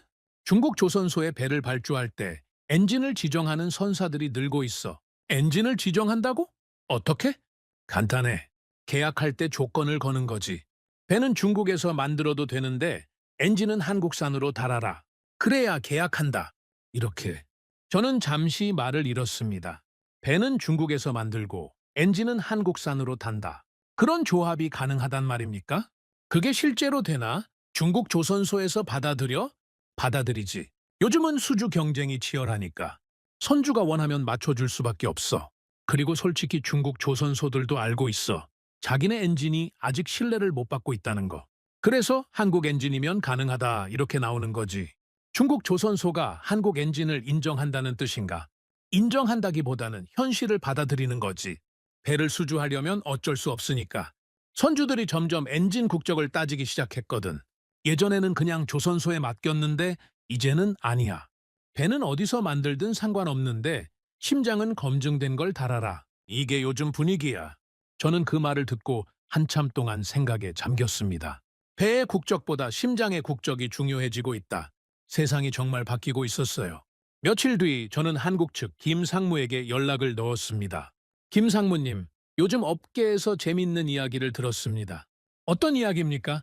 중국 조선소에 발주하면서 한국 엔진을 지정하는 선사들이 늘고 있다면서요? 김상무가 잠시 침묵하더니 대답했습니다. 네, 그런 문의가 늘고 있는 건 사실입니다. 저희도 좀 놀랐습니다. 어떻게 생각하십니까? 솔직히 말씀드리면 복잡한 심경입니다. 한편으로는 저희 엔진이 인정받고 있다는 뜻이니까 기쁘죠. 하지만 다른 한편으로는 책임감이 더 무거워집니다. 책임감이요? 네. 이제 저희 엔진이 단순히 한 회사의 제품이 아니라 한국 기술 전체의 신뢰를 대표하게 됐으니까요. 한 번이라도 문제가 생기면 그건 저희 회사만의 문제가 아니라 한국 전체의 신뢰가 흔들리는 겁니다.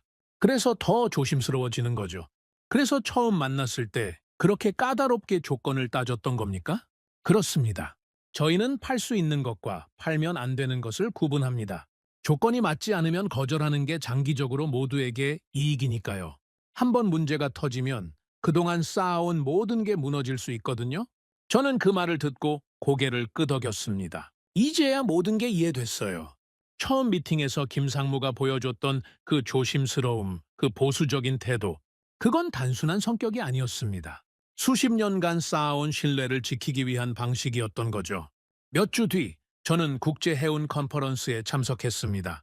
유럽 각국의 선사 대표들과 기술 책임자들이 모인 자리였죠. 패널 토론 시간에 한 참석자가 질문을 던졌습니다. 최근 엔진 선택 트렌드에 대해 어떻게 생각하십니까? 특히 아시아 엔진에 대한 평가가 달라지고 있는 것 같은데요. 사회자가 저를 지목했습니다. 슈타인호프 씨, 최근에 엔진을 교체하셨다고 들었습니다. 경험을 공유해 주시겠습니까? 저는 마이크를 잡고 일어섰습니다. 회의장에 있는 수십 명의 시선이 저를 향했죠. 저는 2년 전에 큰 실수를 했습니다. 가격만 보고 엔진을 선택했죠. 그 결과 바다 한가운데서 2번이나 멈추는 경험을 했습니다. 그게 얼마나 무서운 일인지 직접 겪어보지 않으면 모릅니다. 회의장이 조용해졌습니다. 그래서 저는 엔진을 교체했습니다. 한국산으로요. 솔직히 처음에는 확신이 없었습니다. 하지만 결과가 저를 설득했습니다. 이번 겨울 북대서양에서 최악의 폭풍을 만났을 때 주변 배들이 하나둘 멈춰가는 걸 봤습니다. 하지만 제 배는 멈추지 않았습니다. 같은 바다, 같은 폭풍에서 결과가 달랐습니다. 한 참석자가 손을 들었습니다. 슈타인호프 씨, 그러면 이제 한국 엔진만 써야 한다는 말씀입니까? 저는 잠시 생각하다가 대답했습니다. 저는 특정 국가를 홍보하려는 게 아닙니다. 제가 말하고 싶은 건 엔진을 선택할 때 가격만 볼 게 아니라 신뢰를 봐야 한다는 겁니다. 그 신뢰는 하루아침에 만들어지지 않습니다. 수십 년간의 경험과 실패와 개선이 쌓여야 생기는 겁니다. 제 경험상 한국은 그 신뢰를 증명했습니다. 적어도 제가 직접 확인한 범위 내에서는요. 컨퍼런스가 끝난 뒤 여러 사람이 저에게 다가와서 명함을 건넸습니다. 다들 같은 질문을 했어요. 한국 엔진 업체 연락처를 알 수 있겠느냐고. 저는 김상무의 연락처를 알려줬습니다. 호텔로 돌아오는 길에 저는 창밖을 바라보며 생각에 잠겼습니다. 불과 1년 전만 해도 저는 실패한 기술자였습니다. 잘못된 선택을 해서 회사에 막대한 손실을 끼친 사람. 하지만 지금은 달라졌습니다. 두 번째 선택이 첫 번째 실패를 덮었죠. 아니, 덮은 게 아닙니다. 첫 번째 실패가 있었기 때문에 두 번째 선택이 가능했던 겁니다. 실패하지 않았다면 저는 한국 엔진을 거들떠보지도 않았을 거예요. 가격이 비싸다는 이유로, 굳이 바꿀 필요 없다는 이유로. 결국 실패가 저를 가르친 겁니다. 바다는 변명을 허락하지 않는다는 것. 국적도, 가격도, 말도 통하지 않는다는 것. 그곳에서 살아남는 건 오직 멈추지 않는 기술뿐이라는 것. 저는 한국을 믿고 선택한 게 아닙니다. 결과가 저를 설득한 겁니다. 처음에는 다른 선택지가 없어서 어쩔 수 없이 검토했고, 미팅에서 그들의 태도를 보고 조금씩 마음이 움직였고, 폭풍 속에서 엔진이 멈추지 않는 걸 직접 확인하고 나서야 비로소 확신하게 됐습니다. 중국은 배를 만들 수 있습니다. 그건 인정해야 해요. 생산 능력, 가격 경쟁력, 납기 속도, 그 부분에서는 세계 최고 수준이죠. 하지만 바다에서 신뢰를 만드는 법은 아직 배우는 중입니다. 시험장에서 통과하는 것과 실제 바다에서 살아남는 것은 다른 문제거든요. 그 차이를 메우려면 시간이 필요합니다. 수십 년의 경험과 실패와 개선이 필요하죠. 한국은 그 단계를 이미 지났습니다. 저는 그 사실을 제 시간과 제 돈과 제 이름으로 증명했습니다. 지금 이 순간에도 세계 어딘가에서 배가 발주되고 있을 겁니다. 그리고 그 계약서에는 이런 문장이 적혀 있겠죠. 배는 중국 조선소에서 건조한다. 단 엔진은 한국산으로 지정한다. 배의 국적보다 심장의 국적이 중요해진 세상.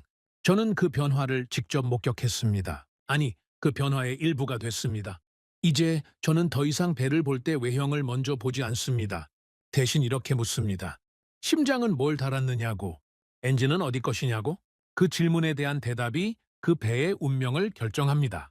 저는 그걸 22년간의 경험과 2번의 실패, 그리고 1번의 성공으로 배웠습니다. 바다는 거짓말을 허락하지 않습니다. 그곳에서 살아남는 건 오직 진짜뿐입니다. 오늘의 사연은 여기까지입니다. 구독과 좋아요는 영상 제작에 아주 큰 힘이 됩니다. 지금까지 감동테라스 저는 소희였습니다. 오늘도 우리 구독자님들의 가정에 따뜻한 행복이 가득하시길 진심으로 바라겠습니다. 긴 영상 끝까지 시청해주셔서 정말 감사합니다. 내일 더 좋은 이야기로 찾아뵙겠습니다. 감사합니다.